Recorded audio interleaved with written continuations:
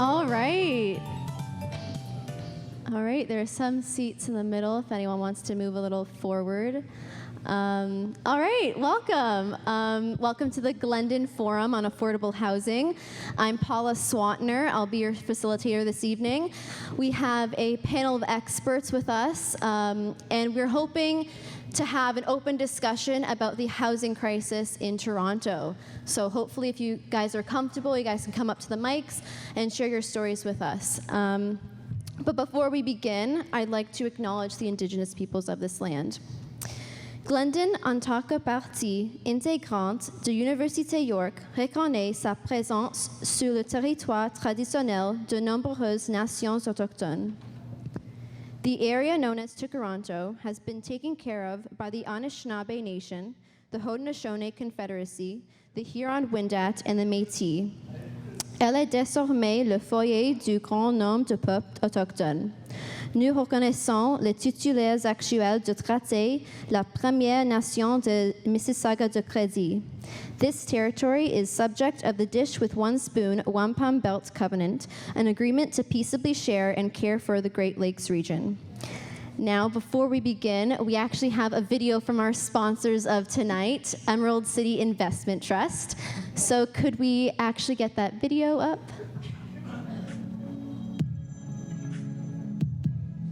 Imagine a new community in the heart of Toronto. Distinct, dynamic, radiating brilliant urban design. Welcome to the Gem. Emerald City is one of Canada's largest real estate investment trusts, with a total enterprise value of approximately $14.9 billion.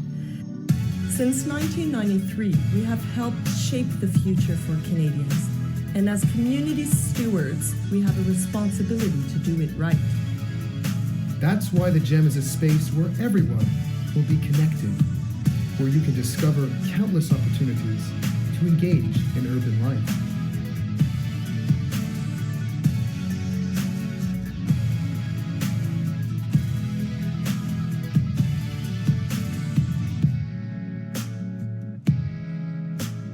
Here we have 3 million square feet, 7.8 acres of office, retail, condominium, and rental residential space.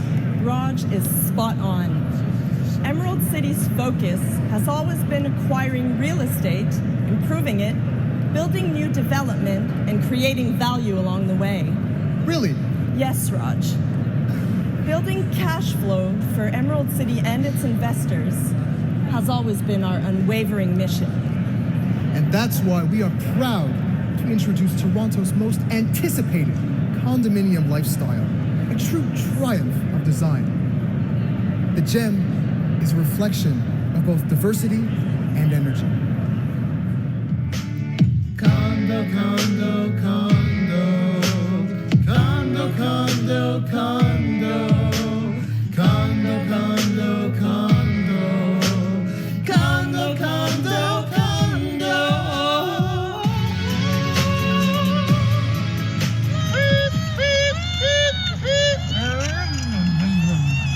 World-class architecture. Sustainability A one-of-a-kind neighborhood. for people of all ages.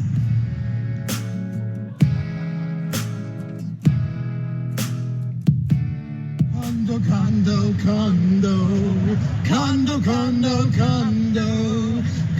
condo, condo, condo, condo, condo, condo. The choice is yours. Thank you, Emerald City Investment Trust, for that video. So now, turning our attention to our panel. At the far right, we have Ian Matthews, journalist at the Globe and Mail. In the middle, we have Emma Livingston, assistant professor at Guelph University for urban planning. And right beside me, we have Fabienne Gentil, lawyer and housing advocate for LGBTQ plus people in Toronto. So thank you so much for being here and welcome. Thank you for having us. Happy to be here. So I'm going to kick things right off. I have a question for Emma. Why isn't the right kind of housing being built in Toronto, and what are some of the causes of this crisis? Well, first of all, thank you, Paula, for having us and inviting us. I think I speak for the whole panel when I say that we're very, very grateful to be here tonight. Also, to go to your question, this is exactly what I have been researching, and why high-rise condos and why in these particular places? First of all, why condos and not rental apartments? The Condo Act is one of these things that allowed for this kind of development. The Condo Act basically legalized the concept of strata, which means that you can own a unit without even having a piece of land attached to it. Strata, like you stratified the air. You've cut it into pieces, and you can sell each unit as its own piece of an asset.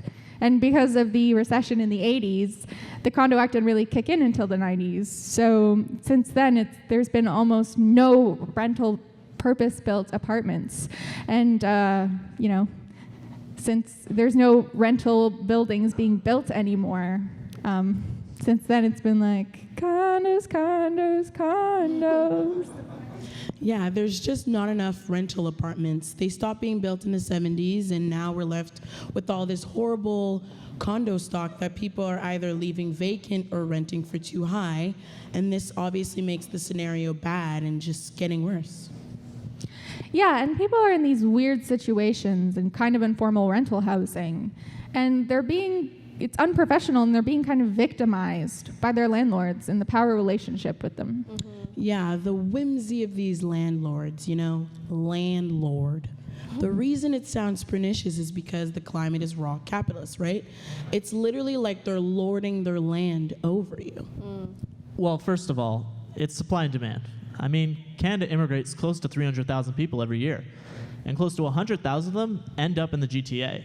And they're not making more land, right? And when you just pack more people into the same area, you're going to drive up the price of the places where people can put their beds and tables and chairs, which is, of course, apartments and homes. So really, it's simple microeconomics.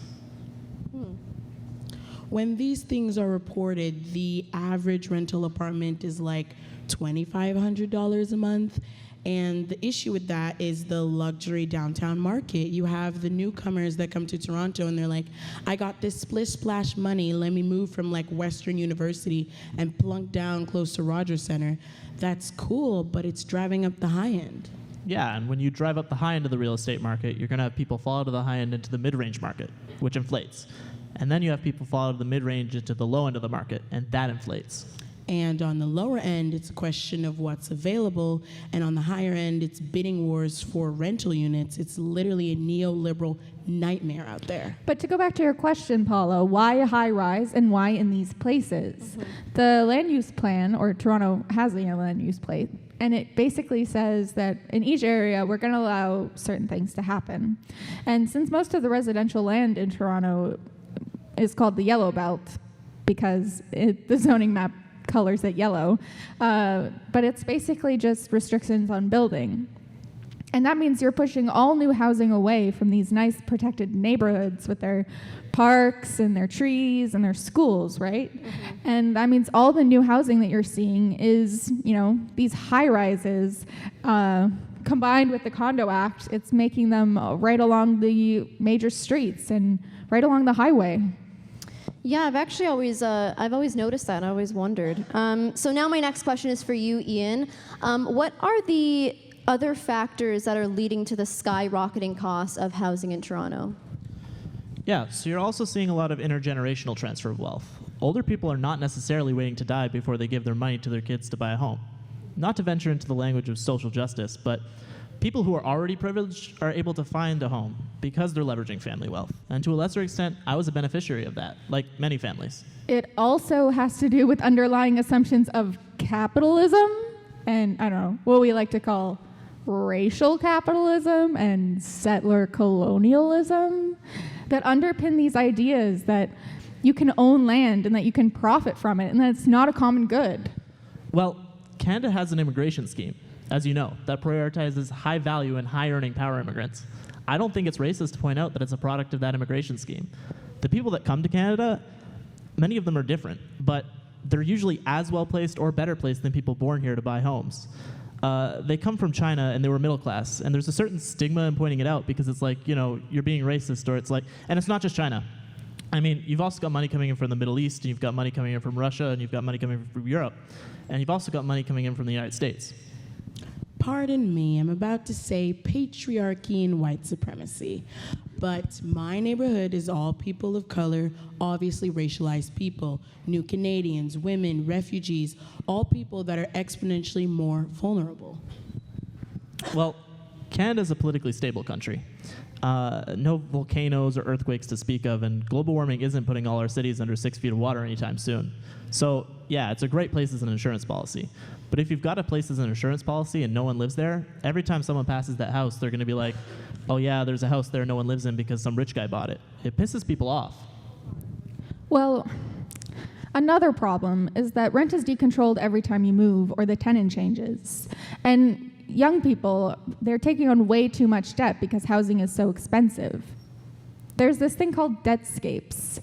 And basically, because housing is so expensive and people are taking on way too much debt, you're seeing all these new problems exacerbating the situation and the inequality in Toronto. And it's really hard for people to get a foothold. Well, what bothers me, and the New York Times has done a lot of research on this, is that companies are used to describe the true ownership of a residence. So if you look in the property register, it's not like Mr. and Mrs. Smith. It's like 1, 2, 3, 4, 5, 6, 7 Isle of Wight corporations. It's corporate ownership, and there's allegations that it's being used to launder money. The way things are, the system as it's working, or not working, is just so damaging the city I love. And I want it to be an affordable city and an inclusive city, and it's just not that way. Yeah, and I shudder to think of the difficulties that could befall on me if I were to move to or find housing in an environment where the rent has more than doubled. I think people in Toronto for so long, they want it to be a world-class city. Well, I guess you really just have to be careful what you wish for.